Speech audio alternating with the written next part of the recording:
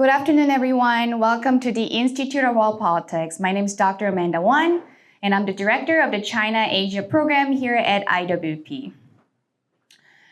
For those who are new to IWP, we are a graduate school of national security, intelligence, and international affairs, and we have 7 master's programs, including 2 online. And we have a doctoral program, which is called Doctor of Statecraft and National Security. And we have 18 certificates of graduate study, as well as a continuing education program. So if you're interested in learning one of our programs, please do come talk to me after the event is over, and I can help you get connected with one of our recruiters. So please, before we begin the event, I ask you to mute all of your devices. And I'll give you a minute. So today's event, today's event is part of the China lecture series here at IWP. And today we have Dr. Suardi, Enrico Suardi, who has graduated from our executive MA program back in 2019. And we are very delighted to have one of our alumni today. And he will be presenting a lecture on a very unique topic, psychiatric analysis of Xi Jinping. So Dr. Enrico Suardi is Director of Psychiatry at St. Elizabeth's Hospital and Director of Forensic Services at the Ross Center in Washington, D.C. He serves as a diplomat of the American Board of Psychiatry and Neurology in Psychiatry, Child and Adolescent Psychiatry and Forensic Psychiatry, and as a faculty at St. Elizabeth's Hospital, Georgetown University, and George Washington University.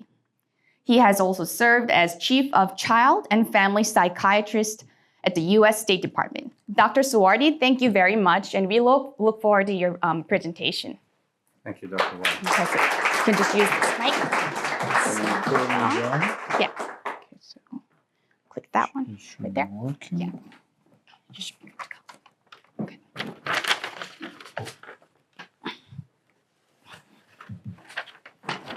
This should be working as well. Well, thank you very much, Dr. Wan, for the kind introduction and for inviting me. And good afternoon, everybody. Thank you for coming here. I'm always glad to be back at IWP. Now, my talk today is the continuation of a conversation that I had with some of you, maybe, or other people 6 months ago, approximately 6 months ago. It was an overview of the involvement of the behavioral sciences in national security, historical overview. And this is the last slide I had, so I'm gonna really start from where I left it. And from this list here, I picked the topic of today, which is leadership analysis, the indirect assessment of foreign leaders. And the plan today is to present the profile of the Secretary of the Chinese Communist Party, Xi Jinping, and also to briefly discuss the why and how US government has assessed foreign leaders, what are some of the issues and the way forward in the field. Now, before I begin talking about Xi Jinping, I have to say that as a psychiatrist, I am bound to the rules and the ethical principles of the American Psychiatric Association. And one of them is known as Goldwater Rule. And what it is essentially is a prohibition for psychiatrists to assess and diagnose people that they have not evaluated directly and that they've not consented to being evaluated. Now, there is an exception for psychiatrists to an extent who are involved in national security work, so long as that they are operating under proper authority and with the right methods and in a confidential manner. But I am not, involved in any government work. I do not represent any entities. All I say is just my thought, and it's all based on open source. That's a little bit of a disclaimer here. Now, the story of the Goldwater Rule is interesting in itself. In 1964, a magazine called Fact polled a number of psychiatrists who were convened at the annual meeting of the organization, and asked them if then Arizona Senator Barry Goldwater was fit to be president. And what came out of that was not pleasant in many ways. And then Senator Goldwater didn't appreciate. He sued, he won, and because the APA, the American Psychiatric Association, was indirectly involved, that's where this rule comes from. I not only am bound to it, but I also agree with it, just to be clear. All right, so I am going to take all of us back to 2011, to China. The then Vice President, Joe Biden, is visiting China and is having dinner with Xi Jinping. It's a small group.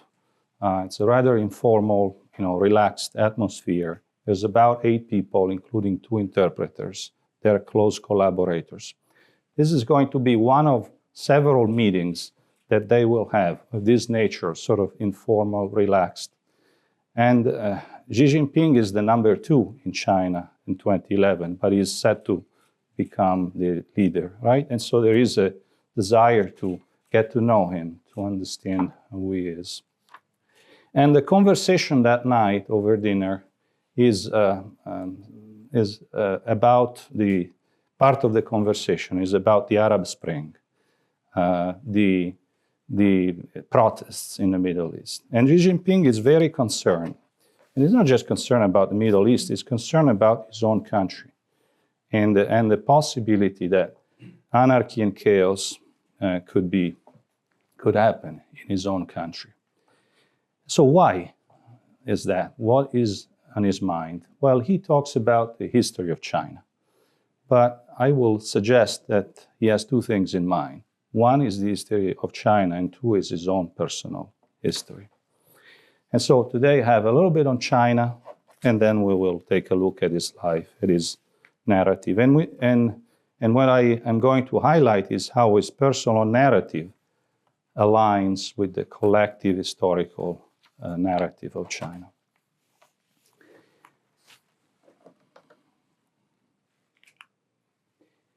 All right, what I have here, this paragraph, is the opening of the Romance of the Three Kingdoms.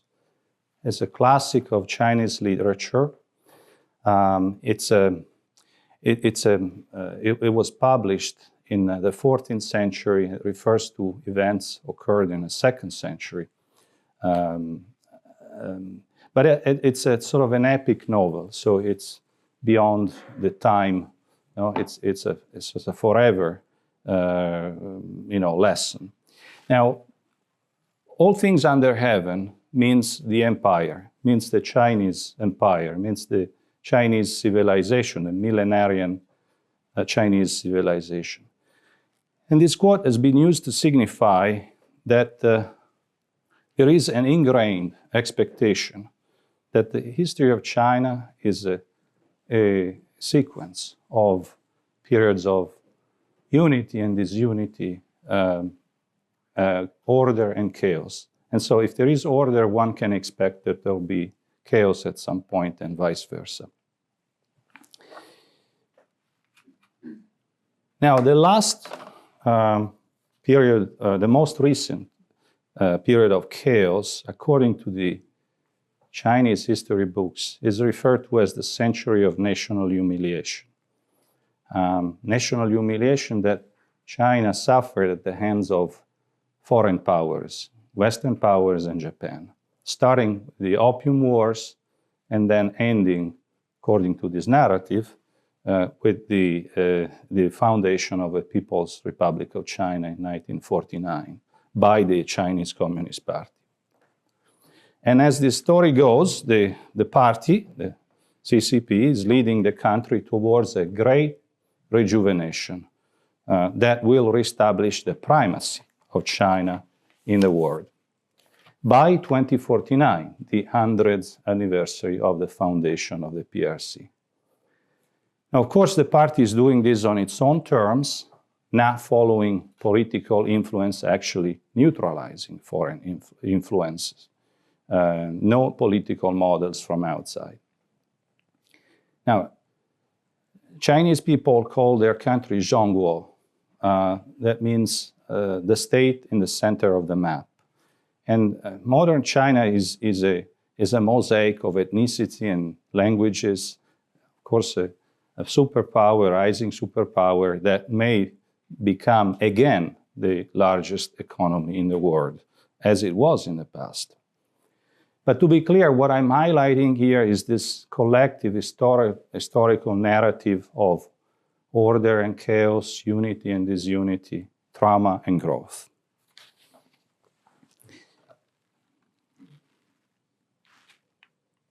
Now, the CCP is one can say, the current dynasty of this imperial civilization, and it is in its 5th generation. Everything in China is set to serve the interest of the party, including the armed forces, the gun, the courts and security services, the knife, the propaganda machine and academia, the pen. Right? And everything works in a top-down fashion. And I have here sort of the pyramid of power as it is currently. At the base, you see over 90 million members of the Communist Party, right? And at the top, of course, Xi Jinping since 2012. And right beneath him, the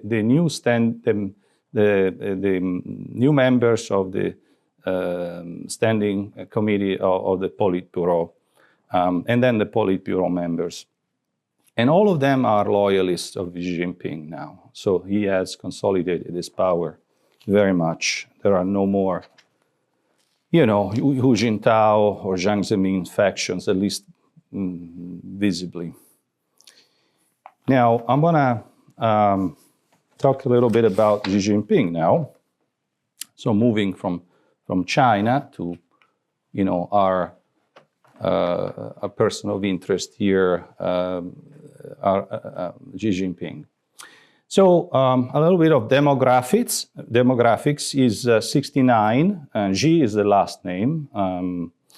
And he's married to Pang Liuan, who is and was already when they got married, very famous because she's a former popular singer, opera and folk singer, who joined the PLA, the People Liberation Army, at 18 in the cultural division and rose through the ranks to an equivalent of a major general rank because of her art.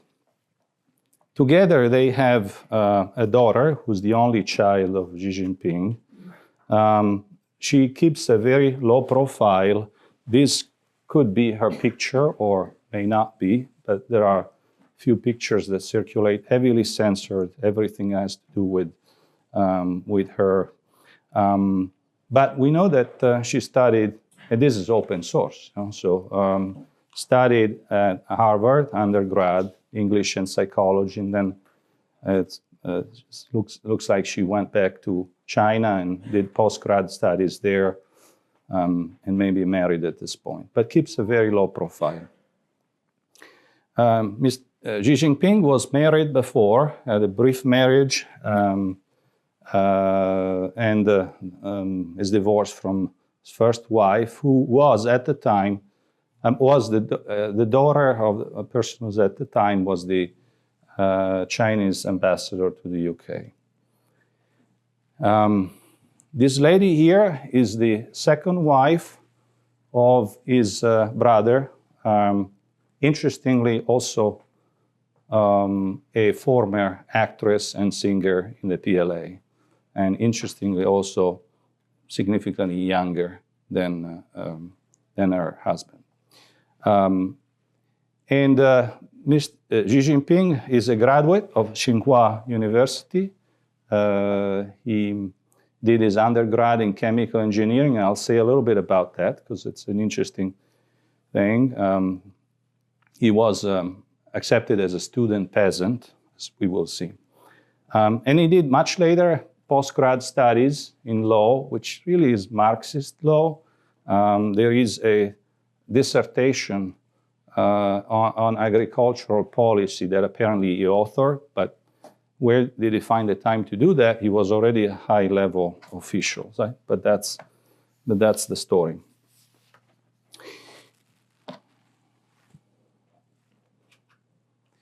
Now, Xi Jinping has been referred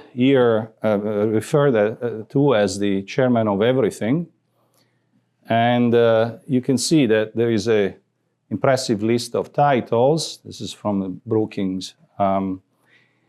But make no mistakes, the most important title of all is the General Secretary of the Communist Party.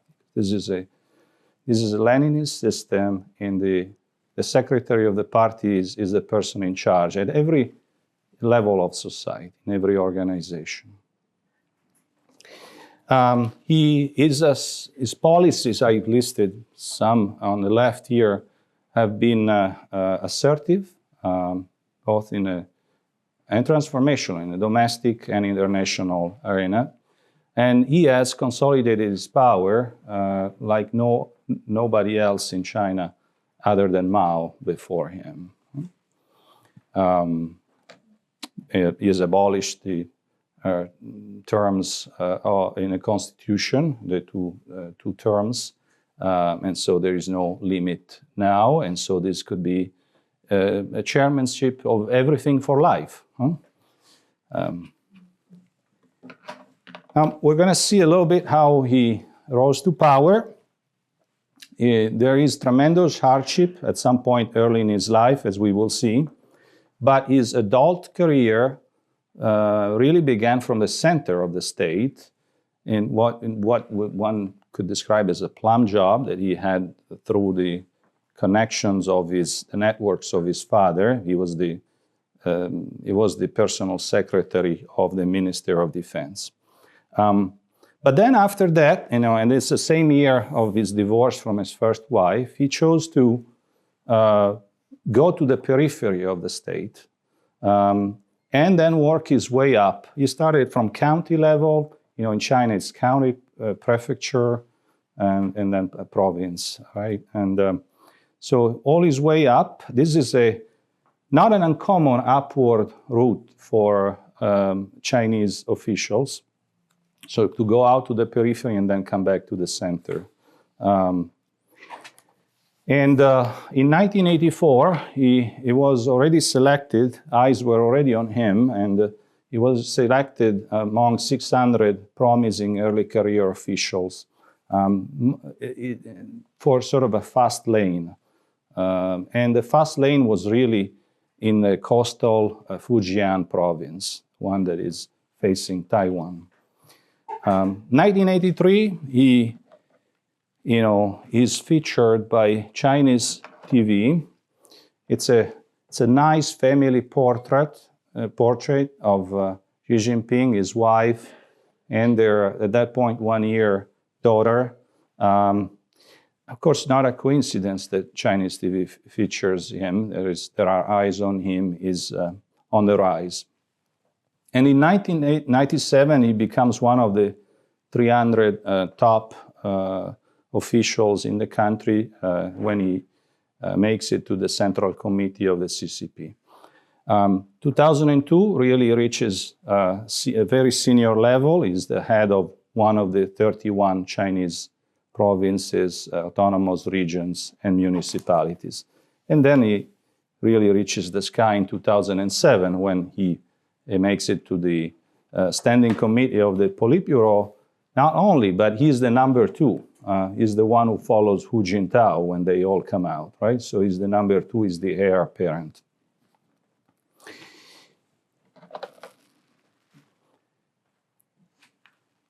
So I want to talk a little bit about where he comes from, his family.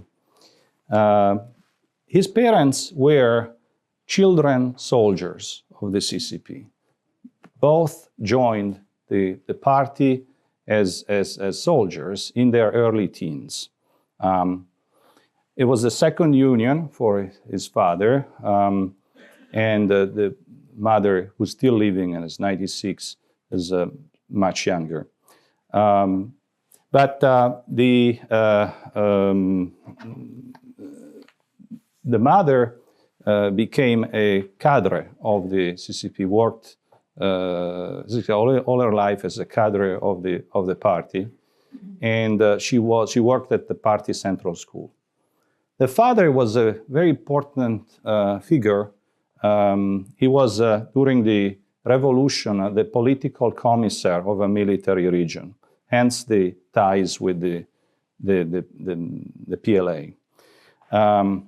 And then after the communists took power, he occupied top government posts. He made it to one of the vice premiership. So the family resided in a military yard of the imperial compound that had been taken over by the Chinese, by the communist elite. And Xi Jinping attended schools that were designed for the kids of this revolutionary elite. At that point, boarding school started in primary school, so in first grade. So he was away from home, not very far, but away from home during the week, and would go back home the weekend. Now, all this is a relatively privileged, but also stern upbringing with a lot of indoctrination. All good until 1962, when he's 9, Xi Jinping, and his father suffers a quick and major political downturn. He's accused of covert anti-Mao propaganda. And he loses everything. He's sent to work in a factory because he's under investigation. And so overnight things change for this family, and they are permitted to stay in the school, the kids, but they are bullied essentially. Right? And now things go from bad to much worse in 1966 when the Cultural Revolution begins. So this family is already troubled, right? The father is already under investigation. At this point, there is a public struggle session against the father, and he escapes the death for not much, but he's imprisoned and kept in isolation. The mother is sent to work outside Beijing, their home is ransacked. The school is de facto disbanded. So Xi Jinping and his siblings are essentially fending for themselves at this point with some help from extended family. There is a time when he's homeless, when he's detained, when he's threatened by the Red Guards, death threats. And this is a 13-year-old, 14-year-old boy at that point. Yeah? And one of his older half-sisters from the first union of the father apparently died by suicide in this context. Come 1968, full gear cultural revolution, Mao is thinking, what are we going to do with this? All these kids who are out of school, there is all this confusion, right? Well, he decides that the urban youth, partially educated, must be re-educated by the peasants, must be re-educated in the countryside. So they have to be sent down to the countryside. This is the sent down youth. It turns into the internal migration of over 17 million adolescents, uprooted and sent to the countryside, scattered around. Xi Jinping and his siblings among them. He ends up in a village called Liangzhe. This is in the Shaanxi province, Yan'an region. The living conditions there are rather primitive. Work is certainly strenuous. nutrition is inadequate, hygiene is inadequate, goes without saying. It's also even hard to communicate with the locals because of the dialects. So not a surprise that this 15-year-old boy is not compliant at this point, becomes a chain smoker because it's the way to get breaks from work. And then, like most other youths in that position, he escapes and it tries to be a fugitive. But his family, interestingly, this region is where the father's family came from. So he tried to escape to them, but they wouldn't take him because, you know, he's in trouble, right? So he makes it back to Beijing, but in 1969 is arrested, detained, and thrown into hard labor. And it's only in 1970, so at this point he's 17, that he returns to this village. And he returns there with a completely different mindset. He goes back with a box full of books that he has been able to collect. He's determined to give himself the education that was denied to him. He's physically grown, is much stronger. He's stronger than an average person. And his work ethics is amazing, and he really finds purpose and a sense of belonging. And his plan is to join the Communist Party. So first the Communist Youth League. He's rejected 7 times because of his family background, but eventually accepted. Then he applies to the party for membership to the party, again rejected several times, and then he makes it. So he doesn't take no for an answer. He continues to apply, right? And then from there, he becomes the secretary of the party in the village, the section in the village. And from there, he's able to apply to university, and after several attempts, makes it as a peasant student, right? Peasant student soldier is a group, because, you know, universities have been semi-closed during the Cultural Revolution. This is the tail end, and they are reopening, but there are all these kids who have not gone to secondary school, right? So they are admitted for their record as you know, for being peasants, which he was actually. So he makes it back to Beijing, and this is the end of these 7 years, pivotal years of his life. And these are some quotes I found from an interview he gave in the early 2000s, which I think are quite striking. So if we can show maybe a minute of this is Xi Jinping talking about that time of his life, of course in positive terms, you know.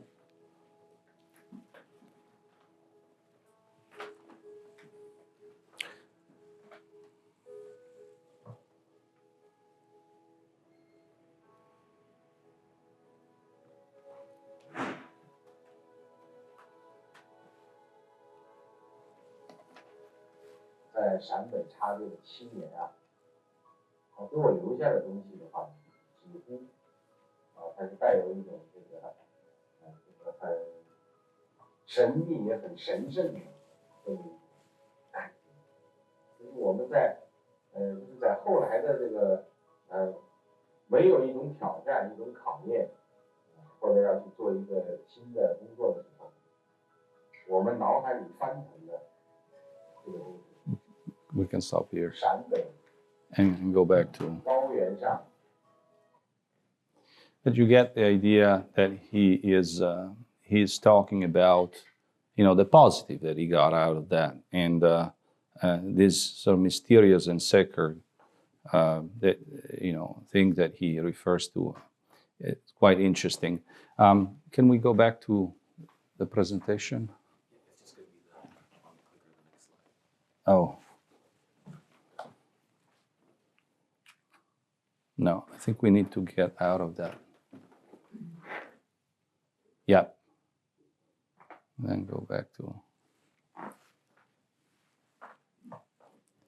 So Chinese people of his generation identify with this narrative, with this personal narrative of tribulation, and appreciate how he overcame his tribulations. You know, they have their own in their history, in their family history. There is also a winning political narrative here, because the place where he spent those years is part of the Yan'an region, which is the cradle of the Red Revolution. It's where Mao and his followers settled down after the Long March. So it's the Yellow Earth, that's how they call it, and it's the place where the revolution really won and became, you know, the PRC. So Xi Jinping and his family were without questions the victims of the aggression of the communist authorities. His psychological defense was to identify with the aggressor. The party was the only game in town for ambitious, resilient young men, and he chose to become redder than red to survive and thrive. There's a lot of flexibility here, a lot of resilience, a lot of ambition, and altogether, that's how he grew out of his trauma. And so I use the concept of post-traumatic growth here. Spiritual development, finding new possibilities in life, active problem solving, finding meaning and purpose. It checks all the boxes of a post-traumatic growth inventory, right? Except for maybe for forging close personal relationships, at least according to the source who knew him well at some point, and that the State Department interviewed between 2007 and 2009 multiple times. There is a cable that has been leaked by WikiLeaks and is available online, and there is a profile that the State Department made based on these interviews. And so he is described, Xi Jinping is described here as by this person who knew him in his 20s and 30s, describing him as a generous and loyal, someone who had the answers. If you have a question, if you have a problem, you go to him and he helps you find the answers, but also a little distant and hard to read, as if he's looking beyond you. But to be clear, what I highlighted here is a personal narrative of trauma and growth, of chaos and order, right? And again, how that aligns with the historical and collective narrative of the country, not only in those years of the Cultural Revolution, but also, you know, a millenarian history. And how also there is in him a deep fear of anarchy and chaos. Remember how we started a conversation with Xi Jinping having dinner with, you know, Joe Biden and talking about his fear of anarchy and chaos. But I think that's interesting that his fear of anarchy and chaos is displaced away from the Communist Party to whatever jeopardizes the absolute power and control of the Communist Party in China. Now I have a little bit about his mother here, because, you know, a lot is known about the father. The father was this very important political figure. Then he got in trouble, he was in prison. But in 1978, after the death of Mao, the end of the Cultural Revolution, and with Deng coming to power, he had been very close to Deng Xiaoping. And so he was fully rehabilitated. Not only, but he was put in charge of the first special economic zone in China, in Guangdong province. And from there, he made it to the Politburo. Then he got in trouble again because he spoke, not publicly, but against Tiananmen. And so then they kind of retired him. But a lot is known about the father, and the role of the father, but I think the mother is underestimated. She definitely not a homemaker. She worked and lived away from home herself, would come back on the weekend. When Xi Jinping became a fugitive, went back to Beijing, she and family members basically convinced him that he had to go back to the village. You know, there was no way outside the party. He had to make his way back to the party. And when he started his career, it was really the mother who worked the networks of the father, writing notes and saying, you know, this is the son of such and such, right? And consider him. And then when he reached high level of power, she made a rule according to which family members would not live in the same province. And this is to stave off, you know, corruption. So I have here a little clip with the mother. And if we are able to click here, we should be able to see a minute of that. And there may be it's a YouTube thing, so as my college project. Let's just. Right now, so our wheel cover is all around. Okay, skip. So it's Mother's Day. I think it's 2002, 2003.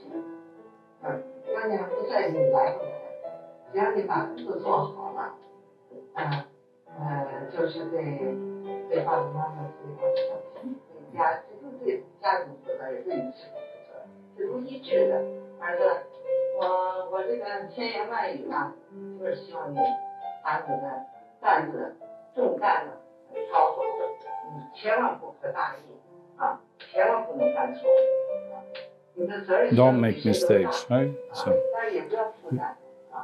stop it. Thank you, Sean.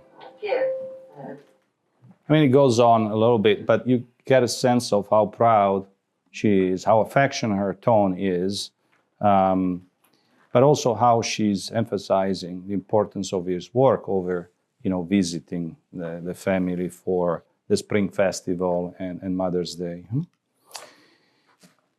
And if we get out of this, maybe.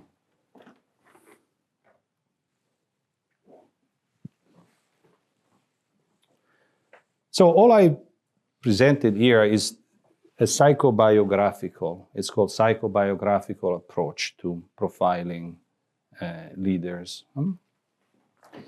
But in addition to, which is a qualitative way to do this, right? There is also a quantitative approach that is empirically based, and it's based on the analysis of the content of speeches and writings. And I just want to mention that. Leadership trait analysis is developed by Margaret Hermann. For example, works on the assumption that leaders will use certain words more frequently if the meaning is salient to them. And so there is a software that performs the analysis and scoring for 7 variables, and then comparing the scores to a norming group of over 100 leaders who have been profiled like this. I found a study that compared Xi Jinping to Mao. They looked at speeches of Mao and about 80 speeches of Xi Jinping given between 2012 and 2014. And I thought the conclusion was interesting because, you know, Xi Jinping came out quite different from Mao, more of a bureaucrat than a revolutionary, not a disruptor like Mao was. But this is 2012, 2014. I don't know after that what would be like. Now, so who is, with all this, who is Xi Jinping? He's a princeling, he's a red aristocrat. First-generation revolutionaries were his parents. He grew up in an imperial palace, but he was sent down to the yellow earth to be re-educated in the cradle of the revolution. So he lost all that privilege as a teen. He outgrew his trauma by identifying with the aggressor, the party. He towed the line of the party, ascended methodically to the pinnacle of power thanks to loyalty and apparent malleability. But since then, he has masterfully consolidated his grip on power. Xi Jinping is a man of ideological faith, is a nationalist who is determined to avenge China's century of trauma and chaos, humiliation, putting back China at the center of the map in a new era of growth and order. He's a man on a mission, a transformational leader. He's going to be 70 this year, and legacy matters. So, if you know the expression of Deng Xiaoping, hide your strength and bide your time, that doesn't seem to be on his agenda. That's not what China has been about under his rule. So this ends the profile that I had prepared. And now I'm going to discuss a little bit the how and why of foreign leaders' assessment. Now, the indirect assessment of foreign leaders has been part of the mission of the government, of the intelligence community since its inception, as we will see. Why? Because leadership analysis matters. The conduct of international politics at high level is, to an extent, personal. Depends really on understanding what are the intentions of the counterparts, what makes them tick. And going back to when the OSS, Office of Strategic Services, was created, the leader that they wanted to be profiled was Adolph Hitler, of course. And the task was assigned to two teams. Eventually, one report was prepared and has been published, has been declassified and published in the 1970s. So it's available. If it's a book that can be purchased. And William Langer is a psychoanalyst at Harvard. His brother was a history professor and one of the founders of the OSS. And so he had the lead of this project, which was in fact multidisciplinary work. And they went through as much as raw data as they could. They looked at speeches, writings, videos of rallies, but also collected accounts for a variety of informants, including medical reports. They were able to talk to his general practitioner earlier in his life. And I think the most interesting thing about this work, which is heavily psychoanalytical, because that's what it was like, is that they predicted correctly that if confronted with certain defeat, Hitler would kill himself, which he did. Now, in the aftermath of World War II and after the National Security Act of 1947, CIA was established, the agency has had the lead in performing foreign leaders' assessment. The biographical information have been collected at the CIA library, and in-depth clinical and psychological assessments were tasked to a specialized program within the Office of Medical Services in collaboration with other offices. In 1973, under the directorship of Jerrold Post, a psychiatrist, all these activities were consolidated in a Center for the Analysis and Political Behavior in the Directorate of Science and Technology at CIA. And one of the high points, for them for this team, was the preparation of the 1978 Camp David Summit. So they prepared profiles for the Carter administrations of Begin and Sadat. And they were very helpful, actually, in what turned out to be a successful endeavor, right?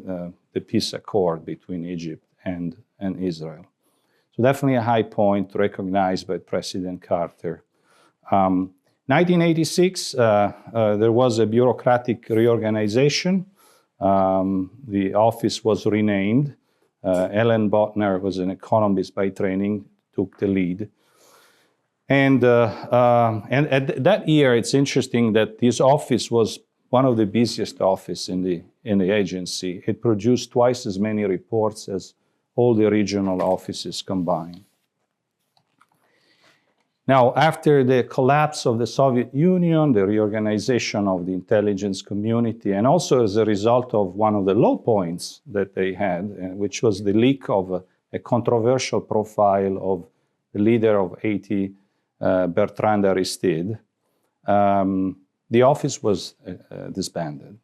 And the analysts were reassigned to regional bureaus.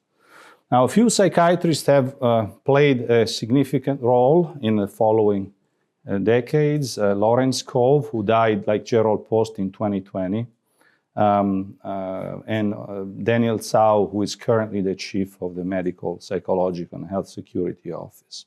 But the overall analytic emphasis has shifted over this time from the individual's psychological makeup to the context. Now, what are the products of this work? This work comes in three forms. There are sentences that are part of the usually 2-page long bios of foreign counterparts that people in government read before meeting them.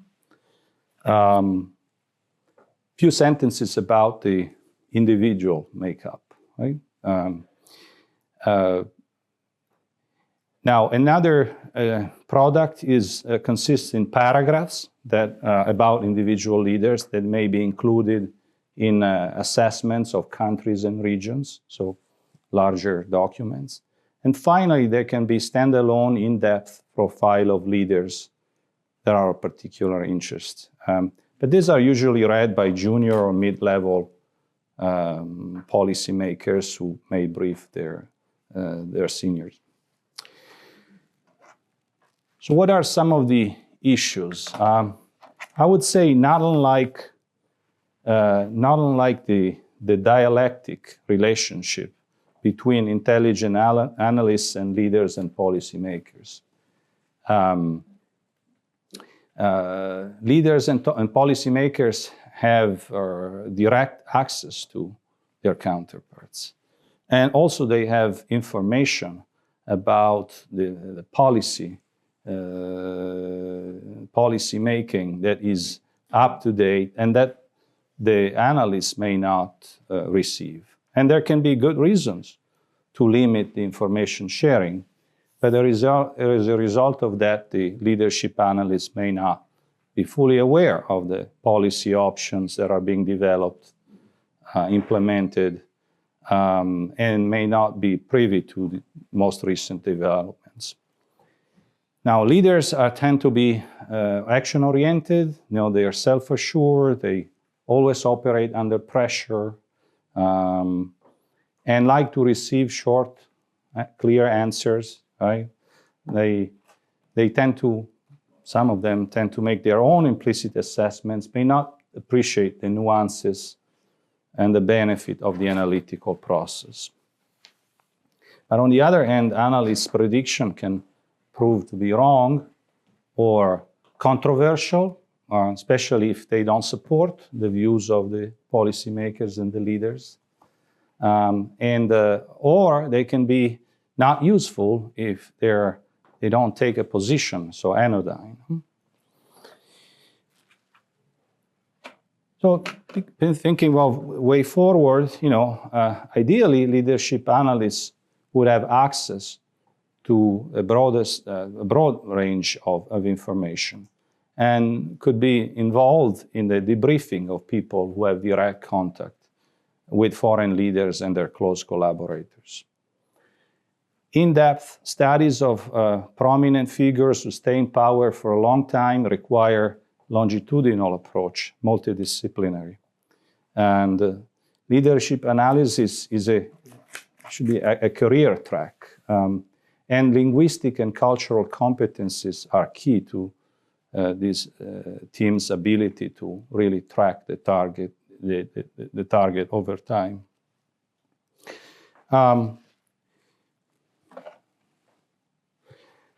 Now, the quantitative approach, empirically based framework of Margaret Hermann that I already mentioned is useful in addition to the psycho-biographical approach, which is still in use and valid.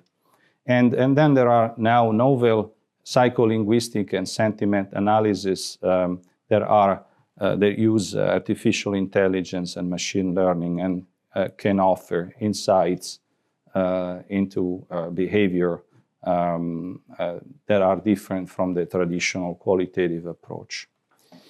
Now, as I move to the conclusion here, I want to put a plug in now for the concept of strategic empathy. One may wonder, what does empathy have to do with all this? What does empathy have to do with the brutal nature of international conflict, right? Empathy, should it be, relegated to international aid, peace studies? So I want to make a difference here between, want to highlight the difference between empathy and sympathy. Sympathy is about feeling like the other, agreeing with the other. Empathy is not. Empathy is about understanding the viewpoint of the other, their intentions and motivation, but not locking steps with the other. And strategic empathy means doing all of that with an eye on the national interest, right? So empathy is not a trait. It's not something that some people inherit and others don't, right? It's a skill, and it can be acquired and it can be developed. So I'm going to go back to the way I entitled this, the memo to the president, and I'm going to try to apply this strategic empathy idea, right, and concept, and make a suggestion. And my suggestion is the title of this presentation. Essentially, a suggestion is to go and meet Xi Jinping in the village where he spent the good part of those 7 years. Literally sit with him in the cave dwelling where he slept. This is the place where he grew out of horrible trauma by identifying with the party that was the communist authorities. This place has become an open-air museum that is visited by thousands of people every year. And I would suggest to the president to actually think of him as this remarkable young man that he was at that point when he shakes his hands, and to have him talk about that time, for as long as it goes. I mean, the question is behind this suggestion is if a strategic use of empathy could provide a key to managing and winning conflicts without war. Demonstrating that we strive to understand the other's viewpoint doesn't mean sympathizing, doesn't mean agreeing, right? For example, forensic psychiatrists interview individuals who have committed or stand accused of committing egregious acts, empathy is part of the job description, not sympathy, right? And tactical empathy is used in negotiations, including hostage negotiations, conducted by specialized law enforcement personnel, not because they sympathize with the hostage taker. And there is an ongoing discussion about the need for strategic empathy in the international arena. International conflicts are addressed through the prism of politics and power relationships, but we should not forget that historical fears, traumas, humiliation, underlying rational judgments. The geopolitics of emotion, as an author has written. And here I have one last plug.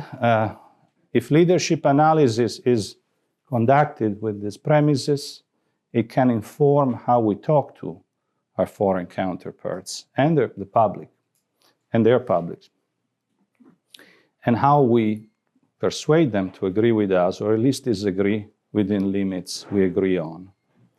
So I'm alluding to a psychopolitical, linguistic, and cultural depth, tracking and focus that can be valuable for contribution to strategic interagency work that takes place at the level of National Security Council. So I'm shifting here from leadership analysis to influence, which could be another topic for a conversation here, the psychology of influence. But this is it for today. Well, thank you very much, Dr. Suardi. It was such an interesting lecture, and we'll take questions now. So please raise your hand if you have any questions.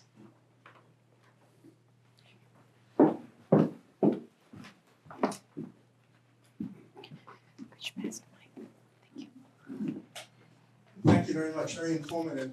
I wondered why you left out probably the most important period in his development, which would have been around when there was a time mark when he was 18 to 22, which was the opening of Nixon with Mao in 72. How old was he then? 19, so, yeah, maybe. End of, and the disappearance of Chairman Mao and the Gang of Four. This would have been the most significant time mark in his life. How would that have impacted him? Yeah, I mean, that's a very interesting question here. You know, in reading the biographies of Xi Jinping that are available, and I showed here some of them, it's not a thing that has been highlighted. You know, that's, I guess, why I'm not highlighting here. But, you know, he was, between the age of 15 and 22, he was in and out of that village. And at, you know, at 18, 19, he really was working hard to make his way into the party, you know, and become active in a political life. And then his eyes were on, you know, university studies, because he knew that that was the way to get ahead.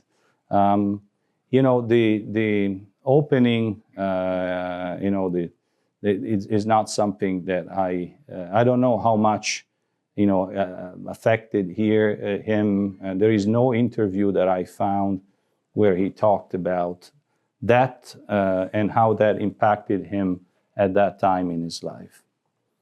But it's a very interesting thing. Okay, we'll take the next question. One thing you didn't talk too much about was how he views international relations more broadly.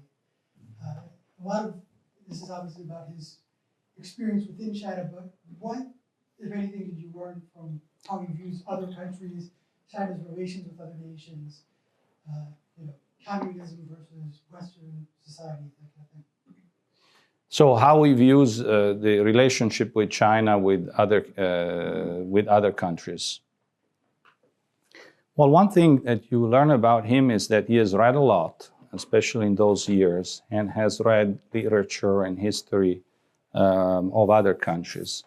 So, and that's something that he highlights, and the people around him, talk about how well-read and how interested he is in the history and literature of other countries. I mean, he is, the new era that he is working to establish is an era where China is at the center of the world map, and so he is a leader who wants to reestablish the primacy of his country, and so there is also a charming element to this. Now, if you follow the news now, there is this charm offensive, right? So it's definitely a mix of a spectrum of tools that he uses. He and the Communist Party use, and that includes a soft side, but as we know also sharpness. We can take a few more questions.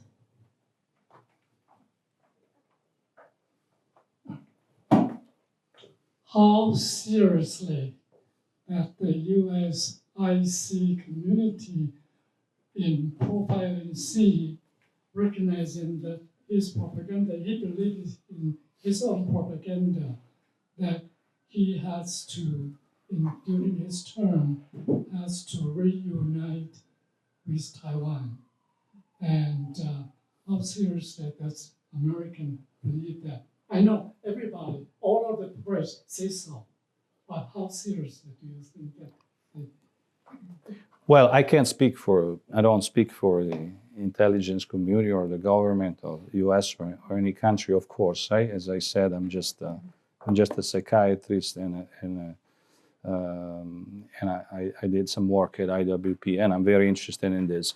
To answer your question, though, and give you my thought here, is that this is a key issue for the Chinese leadership, and the reason is that the legitimacy of the CCP rests on several pillars.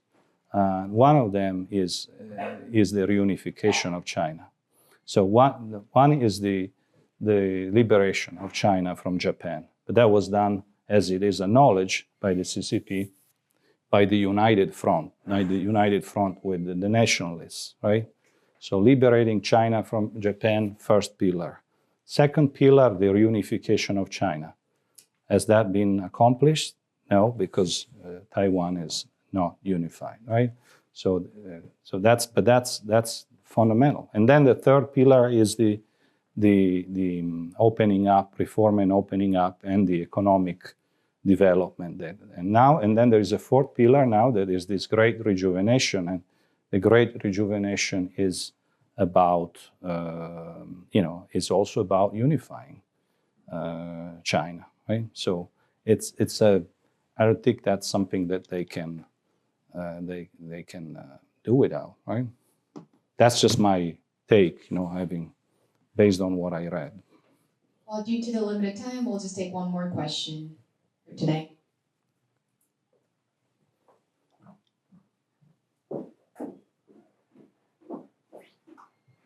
Hi. So based off the, based off the profile you have on Xi Jinping, how gingerly or aggressively do you think America should approach conversations that are sensitive, especially in China and U.S. relations, like Taiwan or maybe even the Uyghur crisis? How do you think we should approach those conversations? You say gingerly or aggressively? Yes. Well, I always think about, in terms of this, as I've been taught here, that there is a spectrum, right? There is an orchestra, right? There are different instruments and tools. And, the way I think of this is, you think about the soft side, of that approach, right? But I do think that strategic empathy is something to really explore. And strategic empathy, really understanding the counterpart, really understanding, how they think, what they write, and using their words in translation and translate it back, to have a conversation, right? That would be my choice, right? But I'm not going to say that deterrence, strategic deterrence, doesn't matter here, right? Of course, there is a spectrum, and there is hard power and there is soft power.